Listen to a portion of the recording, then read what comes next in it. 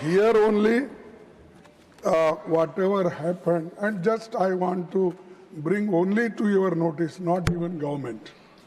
Sir, मैं आपका ध्यान 4 फरवरी 2026 को राष्ट्रपति के अभिभाषण पर धन्यवाद प्रस्ताव पर हुई चर्चा के दौरान दिए गए अपने भाषण पर दिलाना चाहता हूं।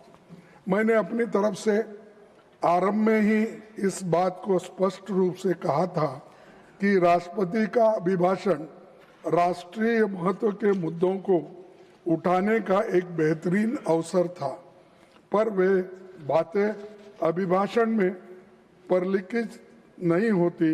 इसी भाव के साथ मैंने सामाजिक न्याय से लेकर संसदीय तंत्र पर तथ्यों पर मैं अपने बातें रखी थी, लेकिन राज्यसभा की वेबसाइट पर अपलोड किए गए भाषण को शब्दशः पाठ की समीक्षा करने पर मैंने पाया कि मेरे भाषण का एक बड़ा हिस्सा बिना किसी उचित औचित्य के या तो एक्सपेंशन दिया है या बिना किसी उचित जस्टिफिकेशन से हटाया गया है।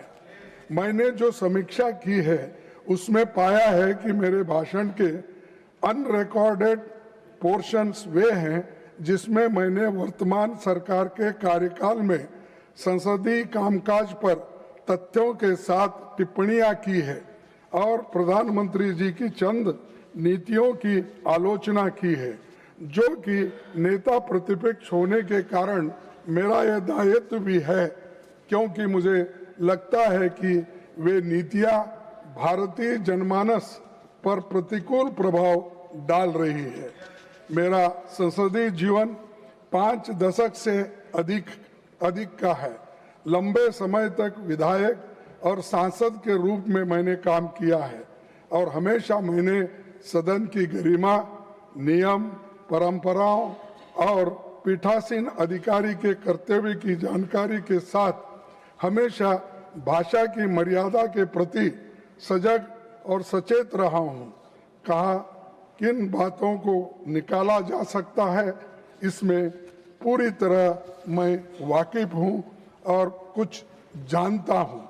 सभापति जी, आप जानते हैं कि rules of procedure and conduct of business rule council of states नियम 261 केवल विशिष्ट और सीमित परिस्थितियों में ही लागू होता है। इसीलिए मैं आपसे विनती करना चाहता हूं कि मेरी जो टिप्पणियां हटाई गई है उनमें कुछ भी असंसदीय या डिफेमेटरी वर्ड्स नहीं है और न ही इसमें नियम 261 का कहीं उल्लंघन भी मैंने नहीं किया है। Okay, I will look into it. I will look into it. One minute, sir, I will complete. मेरी कही गई बातें स्पष्ट रूप से चर्चा के अधीन विषय से संबंधित थी। वे पूरी तरह से धन्यवाद प्रस्ताव के दायरे में आते थे और इसलिए मुझे लगता है कि मेरे भाषण का इतना बड़ा हिस्सा काटना, हटाना ये डेमोक्रेसी के खिलाफ है और फ्रीडम ऑफ स्पीच के खिलाफ है। संविधान के अनुच्छेद 105(1) के तहत सांसदों को मिले अभिव्यक्ति की स्वतंत्र के अधिकार को लेकर भी चिंता प्रकट करता है। इसीलिए मैं आपसे निवेदन करता हूं कि हटाए गए अंशों पर पुनर्विचार करते हुए बहाल किया जाए। आपसे मुझे न्याय नहीं मिला तो मैं I already told you I am looking one into minute. it. Please be आप मुझे न्याय नहीं मिला तो मैं आप जनता के बीच अनरिकॉर्डेड वर्षन को साझा करने को बाध्य होगा। उस वक्त मुझे आप ये नहीं कहना आपने रूल्स ऑफ प्रोसीजर का उल्लंघन किया। No, that cannot be done. That cannot be done. How you are an elderly member? How you can say that? Why? When it is expended, it is expended. Whatever is expended, it is expended. Let me look into whatever I said. The Modi's policies are not good. No. I think will go on record. Nothing will go on record. Yes. I'm telling you now. It is nothing. my right, sir. I already assured you. I am Always going you to- should not protect I Modi am, ji. no. Modi ji is one of the allowed you to member speak, and to he is the express first yourself. man in And this house. No, It is I am my telling you, right. I am looking into it. It is Then my how right you can say to expulsion criticize his policy. It expulsion is my outside. right No, to that is not criticize correct. That is not government. correct. Whatever government speaks FM, lies. FM. Sir, you should restore No. immediately. No. That is not correct. I am not agreeing to your point. This is not correct. This is not democratic. You are instructing the chair. That is not correct. FM. Sir, I just want to respond through Yes, you. please. I want to respond to the Honorable Leader of the Opposition who stood up to question your decision making.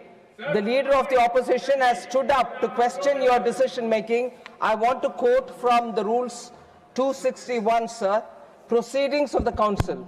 If the Chairman is of the opinion that a word or words has or have been used in debate which is or are defamatory or indecent or unparliamentary or undignified. Hold on. When you read the rules, we have to listen. Listen to the rules It is that I am right reading to, out. speak, na? I have allowed here. So, sir, I'm repeating. Yes, it's a rule that I'm quoting. Minister or a member. If the chairman is of the opinion, I'm repeating, that a word or words has or have been used in debate which is or are defamatory or indecent or unparliamentary or undignified, he may in his discretion, the chairman, in his discretion, order that such word or words be expunged from the proceedings of the council. What the Leader of the Opposition is trying to suggest here is on his own judgment, he thinks he's done nothing undignified.